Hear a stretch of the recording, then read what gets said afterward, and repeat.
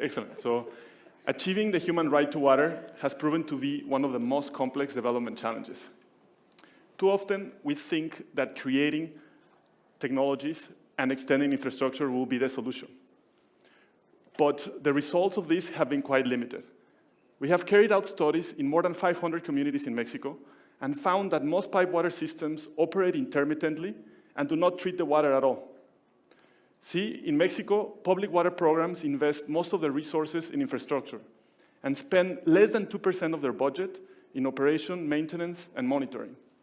Furthermore, these investments are executed in periods that rarely last more than a few months, when the infrastructure is expected to provide safe drinking water for over a decade.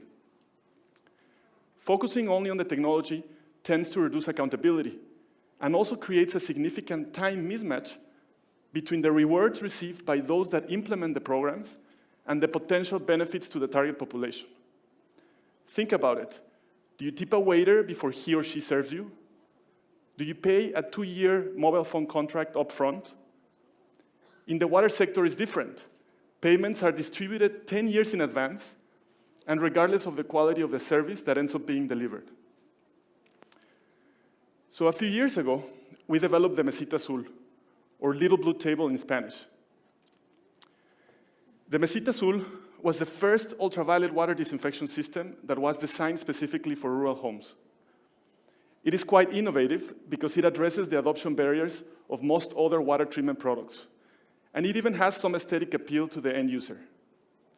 When we started to roll out the Mesita Azul, we asked people to make a $20 contribution in order to get one. And the results were fantastic.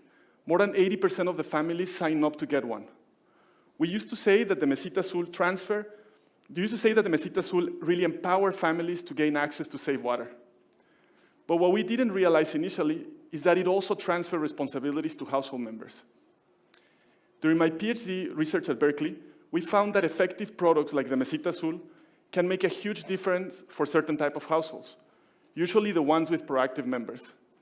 However, for households that live a more complex life, the hidden responsibilities of operating a water treatment product can often overburden that initial empowerment.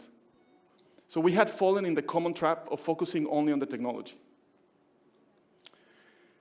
Through the studies that we have done in Berkeley, and also the experience with the Mesita Azul, we have evidence that the water sector needs a paradigm shift from technology-based programs to service-based solutions. And we have taken 2 steps in this direction. The Mesita Azul is now part of a comprehensive program in which we use participatory approaches in order to create local community networks. Each network offers families in their community a $1 a month safe water service. As part of this service, the families get a Mesita Azul, receive free periodic maintenance, and also participate in activities that foster healthy habits. To serve a very different type of target population, we also developed a social franchise model in which women entrepreneurs manage purification kiosks and distribute safe water in reusable containers at a fair price. In these 2 cases, the contributions of users allow the programs to be sustainable, but they also create accountability mechanisms that align the incentives and rewards for the service providers with the benefits to the target population. So in order for programs, water programs, to have a health and social impact, people need to develop the habit of consuming the safe water. And that's a huge step beyond just providing access with infrastructure. So in our entrepreneurship and development community, we should think less of silver bullet technologies, and we should really invest much more in developing and scaling service-based solutions that allow us to achieve the human right to water. Thank you. Thank you very much.